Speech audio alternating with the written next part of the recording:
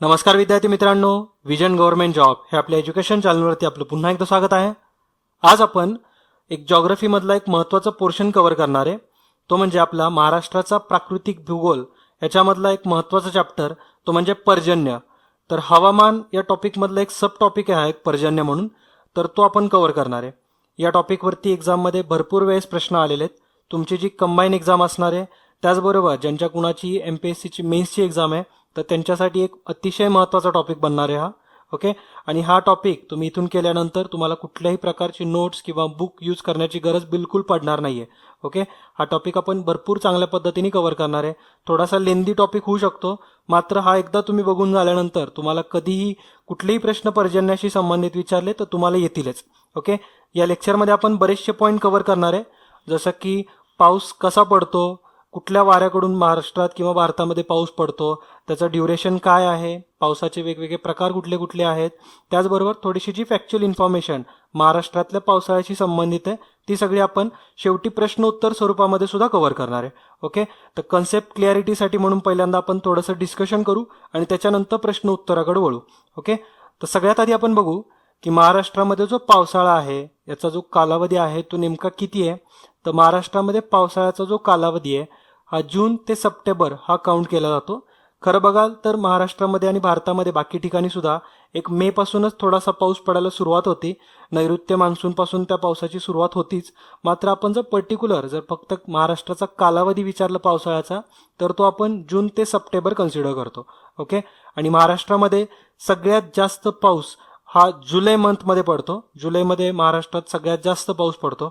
Okay. आणि याच्यामध्ये आपली जी पावसाळ्यात पावसाची जी सरासरी आहे ही 60 सेंटीमीटर ते 600 सेंटीमीटर एवढी आहे. ओके. म्हणजे कमीत कमी 60 सेंटीमीटर हा महाराष्ट्रामध्ये पाऊस पडतोच ॲव्हरेज, आणि जास्तीत जास्त एक 600 सेंटीमीटरपर्यंत पाऊस पडतो. ओके. त्याच्यापेक्षा जास्त पावसाची नोंद सुद्धा झालेली आहे. ओके. ते आपण सगळ्या फॅक्च्युअल इन्फॉर्मेशन परत कव्हर करू. आपल्या महाराष्ट्रात जर आपण प्राकृतिक विभागानुसार जर विचार केला तर पावसाचं सगळ्यात जास्त प्रमाण हे सह्याद्री म्हणजे आपला जो पश्चिम घाटचा भाग आहे याच्यामध्ये आहे. जवळपास 600 सेंटीमीटर इथं पावसाचं प्रमाण आहे. ओके. आणि त्यानंतर जर सर्वात कमी पावसाचं प्रमाण बघाल तो म्हणजे आपल्या पश्चिम पठार या भागामध्ये आहे. ओके. पश्चिम पठारावरती एक नियर अबाउट 60 ते 70 सेंटीमीटर एवढं पावसाचं प्रमाण आहे. ओके. आणि हा जो आपल्या महाराष्ट्रामध्ये पाऊस पडतोय, तर हा जो पाऊस आहे हा नैऋत्य मान्सून वाऱ्यापासून जास्त पडतो. म्हणजे जर त्याचं प्रमाण बघाल तर एक 85% महाराष्ट्रामध्ये जो पाऊस आहे हा नैऋत्य म्हणजे आपलं जे साऊथ वेस्ट मान्सून आहे, तर साऊथ वेस्ट मान्सून वाइंड्सकडून हा पाऊस पडतो. ओके. तर हे पण तुम्ही व्यवस्थित लक्षात ठेवा.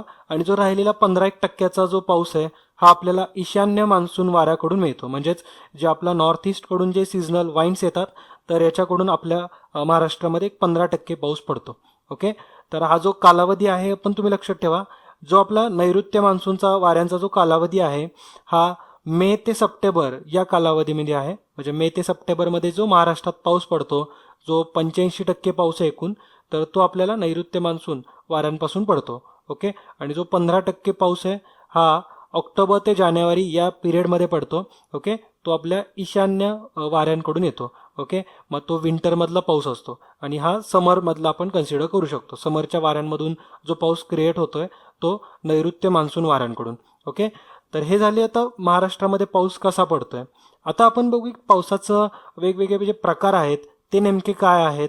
म्हणजे आपल्याला एकच लहानपणीपासून गोष्ट माहिती की पाऊस हा कसा तयार होतो. कोणी जरी विचारलं तर आपण सांगतो की ढग तयार होतात, ढगांना थोडी थंड हवा लागते आणि पाऊस पडतो. ओके. हे एक ढोबळमानाने त्याचं फंक्शन करेक्ट आहे. मात्र याच्यामध्ये टाईप्स सुद्धा वेगवेगळे पडतात. ओके. म्हणजे त्याच्याच जे ढग तयार होण्याची प्रोसेस आहे, पाऊस पडण्याची प्रोसेस आहे, तर याच्यामुळं वेगळे टाईप पडलेले आहेत. जसं की पहिला आपण टाईप बघू तो म्हणजे कन्व्हेन्शनल रेनफॉल. ओके. त्यालाच आपण मराठीमध्ये आरोह पाऊस असं म्हणतो. ओके.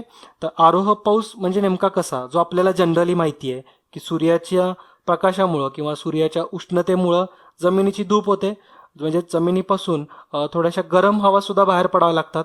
आणि या ज्या गरम हवा आहेत तर या थोड्याशा हलक्या होत होत म्हणजे वरती येतात. ओके, म्हणजे तुम्हाला डायग्रॅममध्ये समोर प्रोसेस दिसत असेल सगळी, की स्टेप 1 काय होतंय की सूर्याचं जे जास्त टेम्परेचर आहे उन्हाळ्यामधलं, त्याच्यामुळे जमिनीची थोडीशी हीट वाढते आणि त्याच्यापासून थोडीशी हवा पण बाहेर यायला लागते, थोड्याशा ग्राउंड लेवलच्या वरती येते हवा ती. ओके, त्याच्यानंतर त्याची हवा आहे याला थोडीशी हवा लागून, म्हणजे जी गरम हवा आहे याला हवा लागून ती आणखीन वर वर येत राहते, ती हलकी होते कारण हवेचं प्रसरण होतं. ओके, ज्यावेळेस आपली हवा जी गरम हवा आहे किंवा कुठल्याही वस्तूला आपण हीट दिल्यानंतर त्याचं प्रसरण पावायला सुरुवात होते. ओके, आणि जर त्याला थंड केलं तर त्याचं आकुंचन पावतं. तर ही जी प्रसरण पावत चाललेली जी हवा आहे ही वरती वरती वरती येत राहते, त्यानंतर ती हलकी होते थोडीशी आणि एका पर्टिक्युलर थोड्याशा टेम्परेचरला, म्हणजे थोड्याशा कमी टेम्परेचरला तिचं कंडेन्सेशनचं प्रोसेस सुरू होते.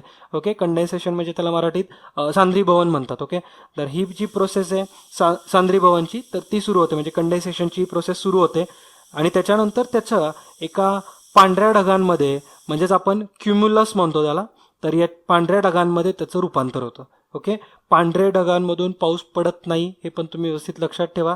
जे पावसाचे ढग आहे त्याला आपण क्युमुलोनिंबस या नावाने ओळखतो. ओके, तर दोघांमध्ये फरक आहे. जे व्हाईट क्लाउड्स आहेत, जे पांढरे ढग जे फॉर्म झालेले आहेत, हे हवेच्या कंडेन्सेशनमधून बनलेले ढग आहेत आणि याच्यातून पाऊस पडणार नाही आहे. ओके, ते ढग थोडेसे आणखीन वर जातात आणि त्याच्यामध्ये थोडे छोटे छोटे जलबिंदू तयार होतात आणि असे जलबिंदू एका मोठ्या शेपमध्ये नंतरनं फॉर्म होतात, कारण ते वरती ज्यावेळेस जातात त्याच्यामध्ये जलबिंदू एकमेकांमध्ये मिक्स होऊन त्याचा आकार मोठा होतो आणि हे एक काळ्या कलरचा ढग फॉर्म करतात. त्याला आपण क्युमुलोनिंबस या नावाने ओळखतो. आणि ज्यावेळेस ती थोड्याशा आणखीन थंड हवा त्याला लागेल, जवळपास -7 डिग्री टेम्परेचरच्या टेम्परेचरवरती तो ज्यावेळेस जो एक क्लाउड फॉर्म झालाय तो तिथं असेल, तर त्यानंतर रेनफॉल होते. ओके, मग पाऊस पडतो शेवटी. तर ही थोडीशी कॉम्प्लिकेटेड प्रोसेस आहे, मात्र व्यवस्थित तुम्ही लक्षात ठेवू शकता. सरळ सरळ सांगायचं झालं तर सूर्य ज्यावेळेस जास्त उष्णता फेकत असतो, म्हणजे उन्हाळ्यामध्ये, त्यावेळेस जमिनीची धूप होते, जमिनीमधून थोडी हवा बाहेर पडते, ती हवा नंतर प्रसरण पावते, कारण गरम हवा आहे ती प्रसरण पावते, त्याच्यामुळे ती वरती वरती यायला सुरुवात होते, हलकी होते. ती वरती आल्यानंतर तिचं टेम्परेचर सुद्धा थोडंसं कमी कमी होत जातं आणि या कमी टेम्परेचरमध्ये छोटेसे पाण्याचे जलबिंदू तयार होतात आणि त्याच्यामध्ये कंडेन्सेशनची प्रोसेस होऊन ढग फॉर्म होतात. ते ढग आणखीन थंड होतात, वरती जातात, त्यात जे काळे ढग फॉर्म होतात त्याला आपण क्युमुलोनिंबस म्हणतो आणि त्या ढगातून पाऊस पडतो शेवटी. ओके, तर हा झाला पावसाचा एक टाईप, म्हणजे आपण कन्व्हेन्शनल रेनफॉल त्याला म्हणतो, म्हणजे आरोह पाऊस. ओके, दुसरा पण एक टाईप आहे पावसाचा, तो म्हणजे आवर्त पर्जन्य, म्हणजेच त्याला सायक्लॉनिक रेनफॉल या नावाने ओळखलं जातं. तुम्हाला याच्या नावावरूनच कळत असेल सायक्लॉनिक रेनफॉल म्हणजे काय, तर एकदम हा मुसळधार जोरात असणार आहे आणि त्याचबरोबर विजा सुद्धा गडगडणार आहे त्याच्यामध्ये. तर अशा प्रकारचा जो पाऊस आहे याला आपण सायक्लॉनिक रेनफॉल म्हणजे आवर्त पर्जन्य या नावाने ओळखतो. याच्यामध्ये 2 कॅटेगरीत, एक जो पाऊस पडतो हा मुसळधार आणि त्याचबरोबर विजांच्या सोबत पडतो आणि दुसरा प्रकार आहे तो म्हणजे एकदम हलक्या सरी पडतात. तर आपण पहिला टाईप बघू त्याच्यामध्ये. तर जसं की तुम्हाला समोर डायग्रॅममध्ये दिसतंय, तर या टाईपमध्ये नेमकं काय होतं, ही प्रोसेस ही बाकीच्या प्रोसेसपासून वेगळी आहे. याच्यामध्ये तुम्हाला थोडासा एक फेनॉमेना माहिती पाहिजे, जो म्हणजे आपली जी हवा आहे ही हाय प्रेशरच्या प्रदेशातून लो प्रेशरच्या प्रदेशाकडे वाहत असते. ओके, हे एक बेसिक फेनॉमेना आहे, हे तुम्हाला माहितीच असणार आहे की जास्त दाबाच्या प्रदेशाकडून कमी दाबाकडे हवा वाहते. ओके, तर ही ज्यावेळेस हवा वाहत असते तर त्यावेळेस एक कंडिशन फॉर्म होते की वाहताना थोडासा सेंटरला कमी दाबाचा प्रदेश तयार होतो, म्हणजे जी हवा आहे ती वाहती आता, तर त्याच्यामधला जो पोर्शन आहे, तर तिथं केंद्रस्थानाकडचा जो पोर्शन आहे, तर इथं कमी दाबाचा टेम्परेचर तयार होतं. ओके, तिथं कमी दाबाचं प्रेशर बनतं आणि त्याच्या सभोवताली मात्र एकदम जास्त दाबाचा प्रदेश असतो, म्हणजे केंद्राच्या आजूबाजूला जास्त दाबाचा प्रदेश आहे. मग ह्याच्यातून नेमकं काय होणार, जे सगळ्यात जास्त दाबाचा प्रदेश आहे हे सेंटरकडं फोर्स जास्त अप्लाय करेल, प्रेशर जास्त अप्लाय करेल आणि त्याच्यामुळंच या विजांच्या फॉर्ममध्ये पाऊस पडतो. ओके, तर एवढं सोपं आहे. म्हणजेच सेंटरकडं जे थोडंसं कमी दाबाचा केंद्रबिंदू तयार झाला आहे आणि सभोवताली थोडे हाय प्रेशर तयार झाले, हे प्रेशर सगळं सेंटरमध्ये अप्लाय होतं आणि त्याच्यामुळंच विजांच्या स्वरूपामध्ये एकदम जोरदार असा पाऊस पडतो. तर हा झाला एक पहिला फेनॉमेना. दुसरा एक टाईप आहे, म्हणजे जसं की तुम्हाला सांगितलं हलक्या सरी पडतात. तर इथं काय होतं, तर आपलं जे थंड हवेचे ठिकाण आहे, थंड हवेचा जो एक प्रदेश आहे 161/2 अंशावरती येतो अक्षवृत्तावरती, तर तिथून थंड हवा ही दक्षिणेकडे वाहत असते. ओके. आणि जे थोड्याशा हाय टेम्परेचरवरती आहे किंवा थोड्याशा त्याच्यापेक्षा जास्त टेम्परेचरवरती म्हणजे 30 डिग्री अंशावरती जो प्रदेश आहे, तिथून जास्त दाबाची हवा ही उत्तरेकडे वाहत असते. म्हणजे एक दक्षिणेकडून हवा येते ज्याचं टेम्परेचर सुद्धा कमी आहे आणि त्याचा हवेचा दाब सुद्धा कमी आहे, आणि एक दुसरा हवा आहे ती उत्तरेकडे वाहत जाणार आहे, म्हणजे खालून वरती जाणार आहे ती, आणि त्याच्यामध्ये टेम्परेचर पण जास्त आहे आणि त्याच्यामध्ये हवेचा दाब सुद्धा जास्त आहे. ओके. मग या केसमध्ये काय होतं, जी कमी दाबाची जी हवा आहे ही जास्त दाबाच्या हवेच्या खाली शिरण्याचा प्रयत्न करते. तुम्हाला असं एक डायग्राममध्ये कळत असेल की इकडून समजा जर अशी थंड हवेचा दाब येत असेल तर त्याच्या ती जी जास्त दाबाचं जी हवा आहे त्याच्या खाली जाण्याचा प्रयत्न करते, आणि जी वॉर्म हवा आहे किंवा जी एक जाड हवा तयार झाली जड दाबाची, तर ती थोडीशी वरती असते त्याच्या, आणि ज्यावेळेस ती वरती वरती वाहत जाते तर ते आपण बघितलं की ती थंड थंड होणार आहे, कंडेन्सेशन होणार आणि पाऊस पडणार. तर ही जी प्रोसेस आहे ही सेकंड प्रोसेस आहे, त्याच्यामध्ये हलक्या सरींच्या स्वरूपामध्ये पाऊस पडतो. ओके. मात्र या ज्या दोन्ही प्रोसेस आहेत या हवेच्या प्रेशरशी संबंधित आहेत, या हवेच्या दाबावरून पाऊस तयार होतोय, त्यामुळं आपण याला आवर्त पर्जन्य असं म्हणतो किंवा सायक्लॉनिक रेनफॉल म्हणतो. ओके. तर हा एक तुम्हाला दुसरा टाईप समजला असेल. आता आपण तिसरा एक टाईप बघू पावसाचा. तिसरा एक टाईप आहे तो म्हणजे ओरोग्राफिक रेनफॉल याला म्हणतात. ओरोग्राफिक म्हणजे प्रतिरोध पाऊस. हा सगळ्यांनाच माहिती आपल्याला कसा होतो फॉर्म. तर नाव थोडंसं कन्फ्युजिंग आहे, मात्र याची वर्किंग प्रोसेस सगळ्यांना माहिती आहे. जसं की समुद्रावरतून बाष्पयुक्त हवा ही वाहत असताना एखादा समजा त्याला अडथळा सापडला, म्हणजे एखादा समोर डोंगर आहे, तर अडथळ्यामुळे काय होणार आहे, ती हवा तिथं अडवली जाईल. हवा अडवली गेल्यामुळे काय होणार, तर ती वाहण्याचाच प्रयत्न करते, तर तिची डायरेक्शन थोडीशी वरती होते, आणि जसं ती वरती व्हायला सुरुवात होईल ती हवा ऑलरेडी त्याच्यामध्ये बाष्पयुक्त हवा आहे, ती वरती ज्यावेळेस ती व्हायला सुरुवात होईल त्याचं टेम्परेचर कमी कमी व्हायला लागतं. अगेन सेम कंडेन्सेशन होईल त्याच्यामध्ये, म्हणजेच एक छोटे छोटे जलबिंदू तयार होतील, आणि ही डोंगराच्या बाजूला असल्यामुळं त्याच्यामध्ये धुलीकण सुद्धा मिक्स होतात. ओके. आणि जसं जसं ती वरती जाईल तसे तसे बाकीचे जलकण त्याच्यामध्ये मिक्स होतात, म्हणजे छोटे छोटे जलबिंदू हे मिक्स होऊन एक मोठा जलबिंदू तयार होईल, आणि तो थोडासा थंड टेम्परेचरला गेला की त्याच्यातून पाऊस पडेल. ओके. तर एवढं सिंपल प्रोसेस आहे. तर हा जो पाऊस आहे हा महत्त्वाचा आहे आपल्या महाराष्ट्रासाठी. ओके. कारण याच्यावरती महाराष्ट्राचं भरपूर पावसाळा डिपेंड असतो, आणि याच्यामुळंच जो कोरडा प्रदेश राहतो महाराष्ट्राचा किंवा थोडासा कमी पाऊस पडणारा प्रदेश आहे हा सुद्धा फॉर्म झालेला आहे. ओके. जसं की अरबी समुद्रावरून जर हवा आली तर ती आपल्या सह्याद्रीमुळं अडवली जाणार आहे. सह्याद्रीवरतून मग अडवली गेली की ती थोडीशी वरती वरती जाईल आणि पाऊस पडेल. मग हा जो पाऊस आहे हा सह्याद्रीच्या पश्चिमेकडे पडतोय, म्हणजे त्याच्याच डोंगर म्हणजे जो त्याचा माथा असणार आहे, त्याचा जो उतार असणार आहे पश्चिमेकडचा, तर तिथं पाऊस पडतो, म्हणजे कोकणात पाऊस पडतो. ओके. आणि सह्याद्रीमध्ये म्हणजे आपल्या पश्चिम घाटामध्ये पाऊस पडतो जोरदार. मात्र मग काय होतं, आता ऑलरेडी ढगातून सगळं पाणी पडलेलं आहे किंवा त्याचं जे बाष्पयुक्त हवा होती, जलबिंदू होते, ते सगळे संपत आलेले आहेत ऑलरेडी. ओके. मग नंतर हे संपत आलेले त्या पाऊस पडून झाल्यानंतर ते परत वाहायला पुढं सुरुवात करतात, आणि पुढं वाहत जात असताना त्यांच्यामध्ये आता पाणी किंवा जलबिंदू बिलकुल नाही आहे, पूर्ण संपलेलं आहे, ते ऑलरेडी कोकणामध्ये पाऊस पडला. मग ज्यावेळेस ते सह्याद्रीच्या पूर्वेला येतील, म्हणजे आता कोकणातून ते बाहेर आले, मग त्यावेळेस त्यांच्यामध्ये पाणीच नाही आहे, त्याच्यामुळे पाऊसच नाही पडत. ओके. मग त्याच्यामुळंच सह्याद्रीच्या ज्या पूर्वेकडचे बरेचसे जिल्हे आहेत याच्यामध्ये पावसाचं प्रमाण अचानकपणे कमी झालेलं दिसतं. ओके. आणि जसं जसं हे हवा पुढं पुढं वाहत जाते मग त्याच्यामध्ये परत एकदा कंडेन्सेशनची प्रोसेस होऊन छोटे छोटे जलबिंदू तयार व्हायला सुरुवात होते. ओके. तर ही एकदम सिंपल प्रोसेस आहे, ही तुम्हाला सगळी लक्षात आली असेल. मात्र थोडेसे वर्ड अवघड यूज केले असतात इथं, जसं की जे जलबिंदूंनी येणारं वारं आहे जे वरच्या डायरेक्शनला चाललंय, म्हणजे जे ढगाला जे डोंगराला थटून अडतंय, तर या वाऱ्यांना एक ऊर्ध्वगामी व आर्द्र वारे असं म्हणतात. ओके. तर ऊर्ध्वगामी आर्द्र वारे म्हणजेच त्याला अपवर्ड प्रेशर वाइंड असं सरळ सोपं नाव आहे, अपवर्ड प्रेशर वाइंड याला म्हणतात. ओके. आणि जे पाणी आता म्हणजे जे ढग वाहत आहेत त्याच्यातून पूर्णपणे पाणी संपलेलं आहे, तर ते जे वारं वाहणार आहे त्याला अधोगामी शुष्क वारं असं म्हणतात, म्हणजेच डाऊनवर्ड ड्राय विंड्स. ओके. एवढं सोपं आहे हे. डाऊनवर्ड ड्राय विंड्स म्हणजे जे खालच्या डायरेक्शनला थोडे जातील ना, कारण आता सह्याद्री संपला, मग ज्यावेळेस ढग वाहतील थोडेसे त्याची डायरेक्शन पण खालच्या डायरेक्शनला होईल, त्याच्यामुळे त्याला डाऊनवर्ड ड्राय विंड्स म्हणजेच अधोगामी शुष्क वारे म्हणतात. ओके, तर हे वाऱ्यांचे प्रकार पण तुम्हाला इथं समजले असतील. हा जो प्रतिरोध पाऊस आहे म्हणजेच ओरोग्राफिक रेनफॉल आहे हा पण तुम्हाला डिटेलमध्ये कळाला असेल. ओके, आता तुम्हाला कधीही कुणीही जरी प्रश्न विचारला तर तुम्ही एवढ्या चांगल्या पद्धतीने समोरच्याला एक्सप्लेन करून सांगू शकता. ओके, आणि नेक्स्ट एक टाईप आहे तो म्हणजे आपला आर्टिफिशियल रेनफॉल, कृत्रिम पाऊस. तर कृत्रिम पाऊस कसा पडतो तर रसायन फवारून हा पाऊस पाडला जातो. ढगांवरती रसायनं फवारले जातात. त्याच्यामध्ये वेगवेगळे कंटेंट असतात त्या रसायनांमध्ये, ते पण तुम्हाला माहिती पाहिजेत. आपण पुढं ते क्वेश्चन्समध्ये सगळे पॉईंट कव्हर केलेले आहेत. ओके, तर रसायन फवारले जातात आणि याच्यातून पाऊस पडण्याची जी प्रक्रिया आहे ही जलद गतीने घडवण्यात येते किंवा पटकन पाऊस पाडण्यात येतो. ओके, आणि पहिल्यांदा काय केलं जातं तर पावसाचं टेम्परेचर मोजलं जातं या केसमध्ये. ओके, म्हणजेच जे दोन वेगवेगळे ढगांचे इथं टाईप केले जातात म्हणजे ढगाचं ॲक्च्युली टेम्परेचर मोजलं जातं.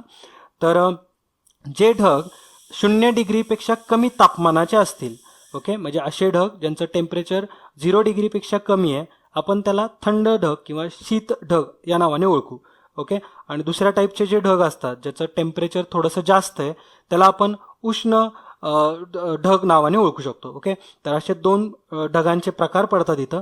आणि याच्यामध्ये एक वैशिष्ट्य म्हणजे जो पाऊस पडणार आहे हा कुठल्या ढगातून जास्त पडणार, तर अशा प्रकारचा सुद्धा प्रश्न आपल्याला एक्झाममध्ये विचारतात. ओके, म्हणजे जो पाऊस आहे हा कुठल्या ढगातून म्हणजे उष्ण ढगातून जास्त पडणार आहे की जे शीत ढग आहेत त्याच्यातून पडेल. तर उष्ण ढगामधून पावसाचं प्रमाण जास्त आहे शीत ढगांपेक्षा. तर हे पण तुम्ही व्यवस्थित लक्षात ठेवा, एक्झाममध्ये प्रश्न बनू शकतो. ओके, तर अशा प्रकारे हा पाऊस पडतो. महाराष्ट्रामध्ये सुद्धा 2003 मध्ये हा आर्टिफिशियल रेनफॉल पाडण्यात आला होता. ओके, म्हणजे आर्टिफिशियल कृत्रिम पाऊस हा 2003 मध्ये आपल्या महाराष्ट्रामध्ये पाडलाय. ओके, आता आपण थोडेसे जे वारे आहेत ज्या वाऱ्यांमधून आपल्या भारतामध्ये पाऊस पडतो, महाराष्ट्रामध्ये पाऊस पडतो, तर ते बघून घेऊया. तर समोर तुम्हाला डायग्राममध्ये दिसत असेल की जो मी जसं तुम्हाला सांगितलं वारं हे हाय प्रेशरकडून लो प्रेशरच्या प्रदेशांमध्ये वाहतं, म्हणजे उच्च दाबाच्या प्रदेशाकडून कमी दाबाच्या प्रदेशाकडे वारं हे वाहत असतं. मग काय होतं, हे सब ट्रॉपिक हाय प्रेशर क्रिएट होतं ऑस्ट्रेलियाच्या जवळ. ओके, जसं तुम्हाला डायग्राममध्ये दिसतंय, आणि त्याच्यातून वारं हे लो प्रेशरकडे व्हायला सुरुवात होत असताना अशा प्रकारचं वारं हे आपल्या भारतावरून पण जातं. ओके, मग ते आपल्या साऊथ वेस्टकडून येत असतं, त्याच्यामुळं आपण त्याला नैऋत्य मान्सून या नावाने ओळखतो. Okay, south west seasonal winds. Okay, मग हे वारं ज्यावेळेस भारतामध्ये एंटर करतं त्यावेळेस त्याला आपली जी पूर्ण पश्चिम किनारपट्टी आहे तर तिथं पहिल्यांदा पावसाची सुरुवात होते. ओके, आणि पश्चिम किनारपट्टीवरती त्याला आपल्या महाराष्ट्रामधला सह्याद्री समोर येणार आहे आणि त्याच्यामुळे तिथं पाऊस पडतो. ओके, तर हे एक सिम्पल फेनॉमेन आहे आणि ह्याला आपण म्हणजे नैऋत्य वारं हे झालं. आता दुसऱ्या प्रकारचं जे वारं असतं ते म्हणजे ईशान्येकडून येणार, म्हणजे त्याला आपण परतीचा पण म्हणतो.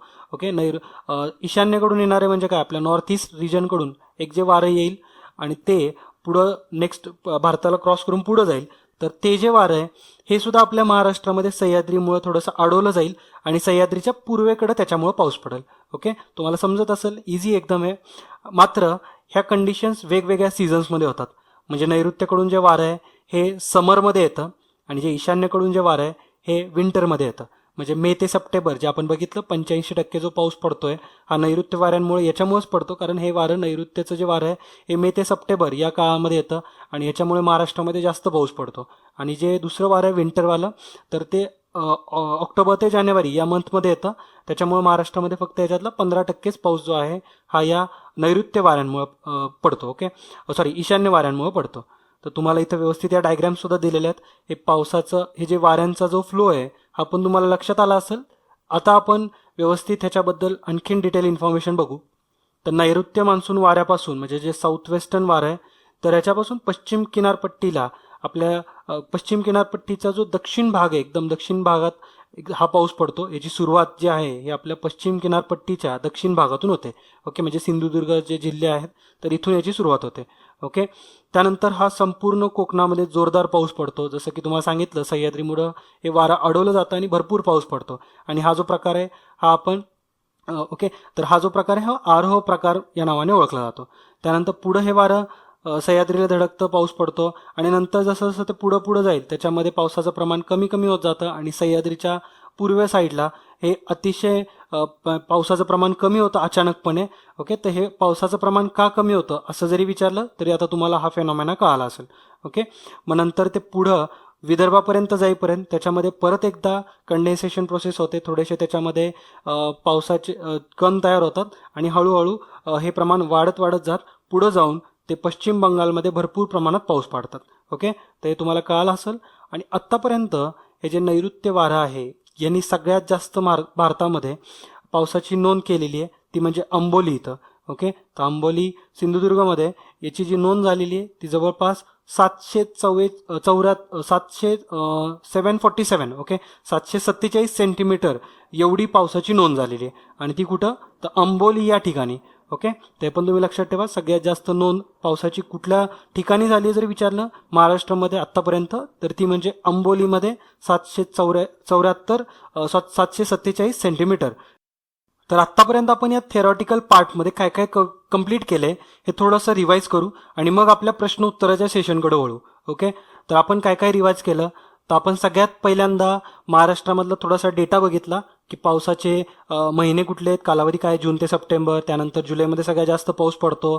पावसाची सरासरी ही 60 सेंटीमीटर ते 600 सेंटीमीटर आहे. त्यानंतर सगळ्यात जास्त पावसाचं प्रमाण जर आपण प्राकृतिक विभागानुसार बघितलं, पश्चिम घाट आणि सह्याद्रीमध्ये 600 सेंटीमीटर आणि सगळ्यात कमी हे पश्चिम पठार. ओके, आणि 85% पाऊस हा नैऋत्य मान्सूनपासून पडतो आणि 15% जो आहे तो ईशान्य मान्सून जे की बंगालच्या उपसागरावरून येतं. ओके, तर त्याच्यामुळं आपल्या महाराष्ट्रामध्ये 15% पाऊस पडतो. आणि नैऋत्य जे वारं आहे हे आपल्या अरबी समुद्रावरून येणारं वारं आहे. ओके, त्याचबरोबर आपण पावसाचे वेगवेगळे प्रकार बघितले, 4 प्रकार बघितले. पहिला होता आरोह पाऊस जो की कन्व्हेन्शनल रेनफॉल नावाने ओळखला जातो. कन्व्हेन्शनल रेनफॉल हा आपला जो लहानपणी आपण जो कन्सेप्ट शिकलाय, जो माती गरम झाल्यानंतर हवा येते त्याच्यानंतर ती वर ढकलली जाते, हलकी होते, पाऊस पडतो. तर हा एक आहे जो टाईप, तो म्हणजे आरोह पाऊस. ओके, दुसरा एक टाईप आहे तो म्हणजे आवर्त पर्जन्य किंवा सायक्लॉनिक रेनफॉल. हा हवेच्या दाबावरती डिपेंड आहे, म्हणजे कमी दाब आणि जास्त दाबाच्या हवेच्या निर्मितीमुळे हा पाऊस पडतो. ओके, तर हा आपण सायक्लॉनिक रेनफॉल नावाने ओळखतो किंवा आवर्त पर्जन्य. ओके, त्यानंतर प्रतिरोध प्रकारचा पाऊस बघितला म्हणजे आपण ओरोग्राफिक रेनफॉल त्याला म्हणतो, जो की आपल्या महाराष्ट्रामध्ये आपल्या जो किनारपट्टी आहे त्या किनारपट्टीमध्ये हा प्रतिरोध टाईपचा पाऊस पडतो म्हणजे ओरोग्राफिक पाऊस पडतो. ओके, याच्यामध्ये सुद्धा 2 वाऱ्यांचे प्रकार आहेत ते पण बघितले आपण. एक म्हणजे ऊर्ध्वगामी आर्ध वारे म्हणजेच आपण त्याला अपवर्ड प्रेशर्ड वाइंड म्हणतो आणि दुसरा म्हणजे ज्या वाऱ्यातून बाष्प संपलेलं असतं किंवा दवबिंदू संपलेत पूर्ण तर ते जे वारं थोडं खाली येऊन व्हायला सुरुवात होते तर ते वारं म्हणजे अधोगामी शुष्क वारे म्हणजे डाऊनवर्ड ड्राय विंड्स. ओके, आणि त्यानंतर आपण बघितलं कृत्रिम पाऊस. कृत्रिम पाऊस हा जे रासायनिक द्रव्य ते टाकल्यामुळे पडतो. ओके, त्याच्यामध्ये वेगवेगळे आहेत ॲक्च्युली. तर सॉलिड स्टेटमधला कार्बन डायऑक्साईड सुद्धा टाकतात.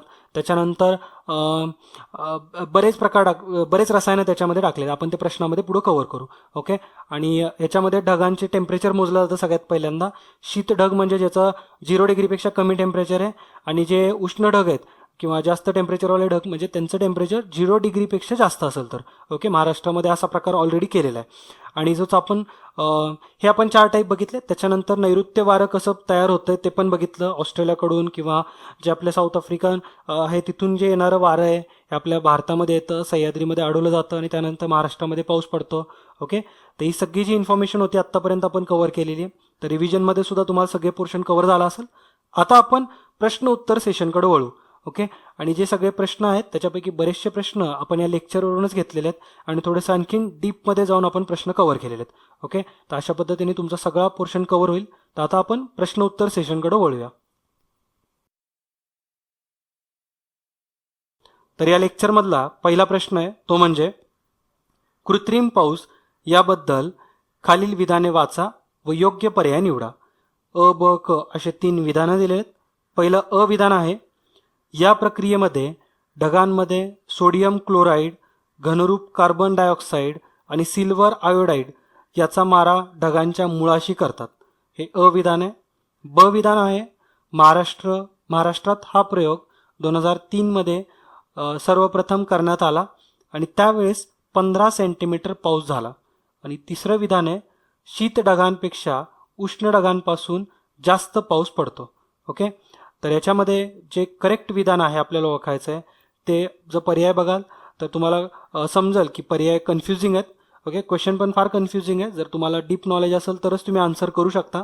तर याच्यामध्ये पर्याय अ फक्त करेक्ट आहे. म्हणजेच या ढगांवरती जे केमिकल यूज केले जातात, जे रसायनं फवारली जातात, ती कुठली कुठली आहेत? तर व्यवस्थित लक्षात ठेवा. सोडियम क्लोराईड, त्यानंतर घनरूप कार्बन म्हणजे सॉलिड कार्बन डायऑक्साईड आणि सिल्वर आयोडाईड. तर हे 3 रसायनं याच्यावरती फवारले जातात. ओके. आणि महाराष्ट्रामध्ये मी तुम्हाला सांगितलं होतं की 2003 मध्ये हा प्रयोग करण्यात आला होता.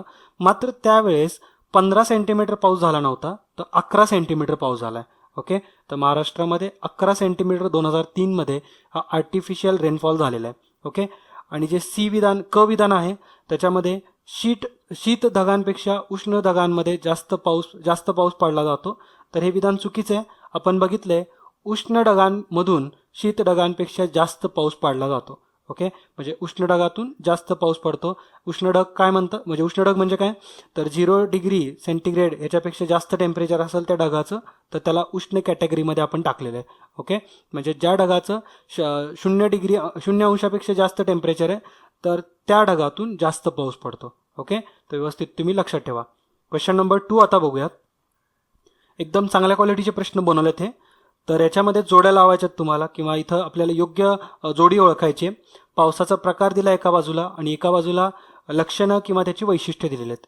तर आहे कृत्रिम पाऊस आणि त्याचं वैशिष्ट्य दिलंय महाराष्ट्रात पहिल्यांदा हा पाऊस 20 सप्टेंबर 2003 ला पाडण्यात आला. तर हे करेक्ट विधान आहे. ही जोडी योग्य, आपल्याला अयोग्यवाली जोडी ओळखायची याच्यामध्ये. दुसरा विधान आहे आरोह पाऊस म्हणजे कन्व्हेन्शनल रेनफॉल जो आहे हा क्युम्युलस निंबस नावाच्या ढगांच्या निर्मितीतून होतो. तर हे पण करेक्ट आहे. आपण हे सुद्धा बघितले, जे ब्लॅक कलरचे ढग फॉर्म होतात त्याला आपण क्युम्युलोनिंबस या नावाने ओळखतो.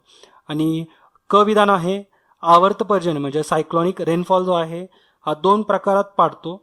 विजेच्या गडगडाटासोबत मुसळधार पाऊस व समशीतोष्ण कटिबंधामध्ये हलक्या सरीच्या स्वरूपात. तर हे पण करेक्ट आहे. आपण बघितलंय सायक्लॉनिक रेनफॉल जो आहे हा 2 कॅटेगरीमध्ये पडतो. एकदम एक मुसळधार पद्धतीने पडतो आणि दुसरा म्हणजे थोडासा एकदम हलक्या सरीच्या स्वरूपामध्ये. ओके. आणि विधान आहे प्रतिरोध पाऊस म्हणजेच ओरोग्राफिक रेनफॉल जो आहे हा महाराष्ट्रात असा पाऊस सोलापूर जिल्ह्यामध्ये होतो. तर हे चुकीचं विधान आहे. आपण बघितलं जो ओरोग्राफिक रेनफॉल आहे हा सह्याद्रीमुळे जर ढग अडवले गेले तर जो पाऊस पडणार आहे त्याला आपण प्रतिरोध किंवा ओरोग्राफिक रेनफॉल म्हणतो. मात्र सोलापूरच्या आसपास एवढे मोठे काही डोंगर नाही आहेत, त्याच्यामुळे तिथं पाऊस पडणार नाही आहे. त्याच्यामुळे हे जे विधान आहे हे इथं अयोग्य विधान आहे. ओके. जो प्रतिरोध प्रकारचा जो पाऊस आहे हा महाराष्ट्रामध्ये सह्याद्रीच्या आजूबाजूच्या जिल्ह्यांमध्ये पडतो. ओके. तर हे तुम्ही व्यवस्थित लक्षात ठेवा. क्वेश्चन नंबर 3 आता बघू. क्वेश्चन नंबर 3, खाली दिलेला कोणता पर्याय हा महाराष्ट्रातील जिल्हे हे त्याच्या पावसाच्या एकूण दिवसांनुसार उतरता क्रम दर्शवतात किंवा दर्शवणारा आहे ते ओळखा. ओके. म्हणजे आपल्याला असा पर्याय ओळखायचा आहे ज्याच्यामध्ये पाऊस जे पडण्याचे जे दिवस आहेत हे उतरत्या क्रमाने आपल्याला लावायचे. म्हणजे सिंधुदुर्गमध्ये सगळ्यात जास्त पावसाचे दिवस आहेत, त्याच्यानंतर कुठल्या जिल्ह्यामध्ये, त्याच्यानंतर कुठल्या जिल्ह्यामध्ये, तर हे उतरत्या क्रमामध्ये लावायचं आहे. तर सगळ्या पर्यायांची सुरुवात सिंधुदुर्गपासूनच आहे. म्हणजे सिंधुदुर्गमध्ये सगळ्यात जास्त पावसाचे दिवस आहेत. ओके. तर जवळपास आता हे जो डेटा आहे, हे जो फॅक्च्युअल इन्फॉर्मेशन आहे ही बऱ्याच पुस्तकांमध्ये वेगवेगळे दिलेली आहे. ओके. म्हणजे वेगवेगळे रेफरन्स बुक आम्ही चेक केले तर प्रत्येक पुस्तकामध्ये वेगवेगळा डेटा आहे. म्हणजे काही पुस्तकांमध्ये सांगितले की सिंधुदुर्ग जिल्ह्यामध्ये 105 दिवस पाऊस पडतो, काही पुस्तकांमध्ये सांगितलं की 120 दिवस पाऊस पडतो. ओके. तर आपण थोडासा असाच लक्षात ठेवा की जिल्ह्यावाईज लक्षात ठेवा फक्त की कुठल्या जिल्ह्यामध्ये सगळ्यात जास्त पावसाचे दिवस आहेत. तर इथं तुम्हाला मॅपमध्ये व्यवस्थित दाखवलं आहे. तर सिंधुदुर्गमध्ये सगळ्यात जास्त पाऊस पडतो. त्याच्यानंतर ठाणे जिल्ह्यामध्ये त्यानंतर पाऊस पडतो. म्हणजे जर आपण दिवस बघितले तर सिंधुदुर्ग जिल्ह्यामध्ये जवळपास 105 दिवस पाऊस पडतो ऑन अन ॲव्हरेज. ठाणे जिल्ह्यामध्ये हा जो पाऊस आहे हा एक 80 ते 85 दिवस पाऊस पडतो. त्याच्यानंतर गोंदियामध्ये 60 ते 62 दिवस पाऊस पडतो. त्यानंतर नागपूरमध्ये एक 56 ते 58 दिवस पाऊस पडतो. आणि सगळ्यात कमी या जे पर्याय दिलेत त्याच्यानुसार नांदेड जिल्ह्यामध्ये सगळ्यात कमी पाऊस पडतो, तो म्हणजे फक्त 49 ते 50 दिवस. ओके. तर हे व्यवस्थित उतरता क्रम सांगितला आहे. लक्षात ठेवा तुम्ही. पहिल्यांदा सगळ्यात जास्त सिंधुदुर्गमध्ये पावसाचे दिवस आहेत, त्याच्यानंतर ठाणे, त्यानंतर गोंदिया, त्यानंतर नागपूर आणि नांदेड. ओके. तर आपलं जे आन्सर आहे पर्याय क्रमांक 3 आपला आन्सर आहे. त्याचबरोबर आणखीन थोडासा डेटा व्यवस्थित तुम्ही लक्षात ठेवू शकता. जसं की सगळ्यात कमी पावसाचे जे दिवस आहेत हे सोलापूर जिल्ह्यामध्ये येतात. ओके. तर सोलापूर जिल्ह्यामध्ये एक नियर अबाउट 33 ते 35 दिवस आहेत पावसाचे फक्त. आणि सोलापूर जिल्ह्यामध्ये सुद्धा अकलूजमध्ये 29 ते 30च दिवस आहेत पावसाचे. ओके. त्यानंतर साताऱ्यामधल्या दहिवडी, म्हसवड आणि फलटण या 3 ठिकाणी सुद्धा पावसाचे दिवस 30 ते 32 या दरम्यानच आहेत. ओके. ते पण तुम्ही लक्षात ठेवू शकता. दहिवडीमध्ये 2015 सगळ्यात कमी पाऊस रेकॉर्ड झाला आहे. फक्त काहीतरी 30च दिवस तिथे रेकॉर्ड झाला होता. ओके. तर हे पण तुम्ही लक्षात ठेवा. त्यानंतर पुणे जिल्ह्यामध्ये सुद्धा असे 2 ठिकाणं आहेत जिथं पावसाचे दिवस अतिशय कमी आहेत. ते म्हणजे एक म्हणजे दौंड आणि दुसरा म्हणजे बारामती. तर इथं पावसाचे दिवस अतिशय कमी आहेत. इथं सुद्धा 30 ते 32च दिवस पावसाचे आहेत. ओके. आणि सगळ्यात जास्त जर कुठल्या ठिकाणी असतील तर ते म्हणजे कोल्हापूरमध्ये आहेत. कोल्हापूरमधलं जे गगन बावडा आहे तिथं 130 दिवस पाऊस पडतो. ओके. त्यानंतर सिंधुदुर्ग जिल्ह्यातल्या अंबोलीमध्ये 125 दिवस पावसाची नोंद झालेली. 125 दिवस हे पावसाचे दिवस असतात अंबोलीमध्ये. ओके. त्यानंतर साताऱ्यामध्ये आहे, महाबळेश्वरमध्ये एक जवळपास 120 दिवस पाऊस पडतो. त्यानंतर पुण्यामधल्याच खंडाळामध्ये 109 दिवस 110 दिवस पाऊस पडतो. आणि रायगडमधल्या माथेरान इथं 108 ते 109 दिवस पाऊस पडतो. ओके. तर हे पण तुम्ही लक्षात ठेवू शकता. हा जो डेटा आहे हा फार रेफरन्स बुक सर्च करून किंवा ऑनलाईन बघून तर हा डेटा कलेक्ट केलेला आहे आणि गव्हर्नमेंट वेबसाईट सुद्धा याच्यासाठी रेफर केलेल्या आहेत. त्याच्यामुळं हा जो डेटा आहे हा व्यवस्थित तुम्ही लक्षात ठेवू शकता. आणि बाकीच्या पुस्तकांमध्ये फ्लक्च्युएशन आहे डेटामध्ये, वेगवेगळ्या पुस्तकांमध्ये वेगवेगळा डेटा दिला आहे. ओके. त्याच्यामुळे तुम्ही हा जो आम्ही डेटा दिला हा व्यवस्थित लक्षात ठेवू शकता. ओके. क्वेश्चन नंबर आता 4 बघूया आपण. क्वेश्चन नंबर 4, योग्य पर्याय निवडा जो जिल्ह्यातील पावसाचे वार्षिक प्रमाण चढत्या क्रमाने दाखवतो. म्हणजे कुठं सगळ्यात जास्त पाऊस पडतोय. ओके. इथं दिवस नाहीत आपल्याला बघायचे, इथं सगळ्यात जास्त पावसाचं प्रमाण कुठं असणार आहे हे माहिती पाहिजे. सगळ्यात कमीनुसार जर बघाल चढत्या क्रमात लावायचं म्हणजे आपल्याला सगळ्यात कमीनी सुरुवात करायला लागणार आहे. तर सगळ्यात कमी या मॅपमध्ये सुद्धा दाखवलं आहे, सोलापूर जिल्ह्यामध्ये सगळ्यात कमी पाऊस पडतो. त्यानंतर औरंगाबाद जिल्हा, त्यानंतर नांदेड, त्यानंतर नागपूर आणि शेवटी गोंदिया. म्हणजे आपल्या पर्यायानुसार जर बघाल तर पर्याय क्रमांक 1 हे आपला आन्सर राहणार आहे. ओके. सगळ्यात जास्त पावसाचं जे प्रमाण आहे हे सिंधुदुर्ग जिल्ह्यामध्ये जवळपास तिथं 3185 सेंटीमीटर किंवा 3200 सेंटीमीटरच्या आसपास पाऊस पडतो. ओके. त्यानंतर ठाण्यामध्ये सुद्धा 2500 सेंटीमीटरच्या आसपास पाऊस पडतो. ओके. क्वेश्चन नंबर 5 आता बघू. क्वेश्चन नंबर 5 मध्ये हिवाळ्यामध्ये पूर्व विदर्भात कोणत्या घटकामुळे पाऊस पडतो असे विचारले. हा प्रश्न ऑलरेडी आयोगाने विचारला होता प्रश्न हा. ओके. तर हिवाळ्यामध्ये पूर्व विदर्भात कोणत्या घटकामुळे पाऊस पडतो तर आपण बघितले ईशान्येकडून जे वारे येणार आहे ते म्हणजे बंगालच्या उपसागरावरून जे मोसमी वारे येणार आहे तर त्याच्यामुळे हिवाळ्यामध्ये पूर्व विदर्भामध्ये पाऊस पडतो. ओके. ते पण व्यवस्थित लक्षात ठेवा. याचं जे आन्सर आहे पर्याय क्रमांक 2 आहे. महाराष्ट्रामध्ये सुद्धा जर मॅपमध्ये डिनोट केलं त्याला तर महाराष्ट्रामध्ये सुद्धा जे अधिक पावसाचा प्रदेश आहे हा आपण पहिला डिनोट करू. तर कोकणामध्ये, त्यानंतर सह्याद्री पर्वताची जी पश्चिम उतार आहे तर या भागामध्ये सगळ्यात जास्त महाराष्ट्रात पाऊस पडतो. सह्याद्रीचा घाटमाथा, त्याबरोबर हे जो पाऊस आहे हा आपण बघितलं नैऋत्य मान्सून वाऱ्यामुळे पडतो, जो की अरबी समुद्रावरून येणारं वारं आहे ते बाष्पयुक्त वारं असतं पूर्ण. ओके. आणि सह्याद्रीमुळे ते अडवलं जातं आणि तिथून तो पाऊस पडतो. ओके. हा जो पाऊस आहे हा प्रतिरोध प्रकारचा पाऊस आहे. आणि त्यानंतर बघाल साधारण पावसाचा जो प्रदेश आपण बघितला तर महाराष्ट्रातल्या सह्याद्रीच्या पूर्वेकडचा जो उतार आहे इथे एक साधारण पावसाचं प्रमाण आहे. त्यानंतर पायथ्याचा जो भाग आहे तिथं सुद्धा, त्यानंतर पूर्व महाराष्ट्रातील जे विदर्भातले जे जिल्हे आहेत जसं की चंद्रपूर, त्यानंतर गडचिरोली, भंडारा, गोंदिया, नागपूर, यवतमाळ आणि अमरावती, तर या जे जिल्हे आहेत इथं सुद्धा हा प्रदेश जो आहे हा एकदम साधारण पावसाचा प्रदेश आहे. ओके. त्याचबरोबर जो नंदुरबार जिल्ह्याचा जो अमरावती जिल्ह्याचा जो उत्तरेचा भाग आहे हा याच्यामध्ये येतो साधारण पावसाच्या क्रायटेरियामध्ये. आणि नंदुरबार जिल्ह्याचा जो पश्चिमेकडचा भाग आहे हा सुद्धा एक साधारण पावसाच्या प्रदेशामध्ये येतो. त्याचबरोबर नाशिकचा उत्तरेकडचा भाग हा सुद्धा साधारण पावसाच्या कॅटेगरीमध्येच येतो. ओके. तर हे तुम्ही व्यवस्थित लक्षात ठेवा. त्याचबरोबर जर आपण बघाल की महाराष्ट्रामध्ये पर्जन्य छायातील प्रदेश कुठला आहे. पर्जन्य छायातील म्हणजे काय की जिथं रेनफॉल होत नाहीये असा प्रदेश. ओके. म्हणजे कुठल्या तरी डोंगरामुळे तिथं पाऊस पडत नाही असा कुठला प्रदेश आहे महाराष्ट्रातला तर सह्याद्रीमुळं साताऱ्याचा काही भाग, सातारा जिल्ह्याचा काही भाग, सांगली जिल्ह्याचा पूर्व भाग, त्यानंतर सोलापूर जिल्हा पूर्ण, अहमदनगर आणि मराठवाडा आणि खानदेश, तर इथं पाऊस जो आहे म्हणजे हे जे प्रदेश आहेत, हे जे जिल्हे आहेत हे आपल्या सह्याद्री पर्वताच्या पर्जन्य छायातील प्रदेश आहेत. ओके, तर असं जर एक्झाममध्ये विचारलं महाराष्ट्रातील सह्याद्री पर्वताच्या पर्जन्य छायातील प्रदेश कुठले, तर हे सगळेच्या सगळी नावं तुम्हाला आठवली पाहिजेत. ओके, तर आता तुम्हाला हे कन्सेप्ट काळालेच आहेत, त्याच्यामुळे तुम्ही अशा प्रकारची उत्तरं जितकी कॉम्प्लिकेटेड विचारले ते सगळ्यांची तुम्ही आन्सर देऊ शकता. क्वेश्चन नंबर 6 आता बघू. खालील ठिकाणी पर्जन्य प्रमाणाच्या उतरत्या क्रमाने जोड्या लावायच्या किंवा उतरता क्रम लावायचा आपल्याला. अ ब क ड असे 4 दिलेले आहेत, पर्याय 4 ठिकाणं दिलेले आहेत. तर यांना आपण जर व्यवस्थित उतरत्या क्रमात लावलं तर सगळ्यात जास्त पर्जन्य जे प्रमाण आहे आपण बघितलं आंबोलीमध्ये सगळ्यात जास्त पर्जन्य प्रमाण आहे. त्याच्यानंतर महाबळेश्वरमध्ये आहे, त्यानंतर माथेरानमध्ये आणि त्यानंतर पाचगणीमध्ये.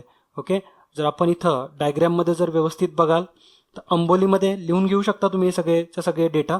तर अंबोलीमध्ये 747 सेंटीमीटर एवढा पाऊस नोंद झालेला आहे.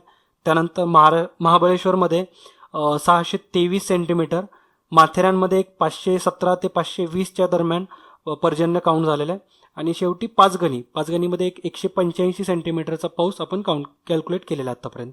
ओके, तर व्यवस्थित हे तुम्ही लक्षात ठेवू शकता. सगळीच्या सगळी इन्फॉर्मेशन तुम्हाला मॅपमुळं आणखीन चांगल्या पद्धतीने या लेक्चरमध्ये सगळं समजलं असेल. ओके, अशाच प्रकारे आपण जॉग्रफीचा जे मृदा किंवा जी आपल्या महाराष्ट्रातली मृदा माती जी आहे हा पण पोर्शन आपण अशाच पद्धतीने कव्हर करू. ओके, आणि अशाच पद्धतीने मॅपसुद्धा आपण इन्क्लूड करू. जी समोर तुम्हाला लिंक दिसते ही अतिशय महत्त्वाची लिंक आहे. याच्यावरून तुम्हाला अशा प्रकारचे मॅप भेटू शकतात. तर तुम्ही या वेबसाईटवरती जाऊन मॅप सगळे ओव्हरलुक करत जा, कारण मॅपमधून चांगल्या पद्धतीने जॉग्रफीचा अभ्यास होऊ शकतो. ओके, तर अशा पद्धतीने आपण बऱ्याच चांगला पोर्शन कव्हर केलेला आहे. तुम्हाला इथून पुढं पर्जन्याबद्दल काही वाचण्याची गरज पडणार नाहीये. सगळी इन्फॉर्मेशन एकदम ॲक्युरेट आणि सगळं एकदम इझी वेमध्ये आपण कव्हर केलेली आहे. ओके, तर लेक्चर कसं वाटलंय हे नेहमीप्रमाणे तुम्ही कमेंट करून कळवाच, आणि लेक्चर आवडलं असेल तर त्याला लाईक करा. भेटूया आपण पुढच्या लेक्चर्समध्ये. तोपर्यंत जय हिंद, जय महाराष्ट्र. धन्यवाद.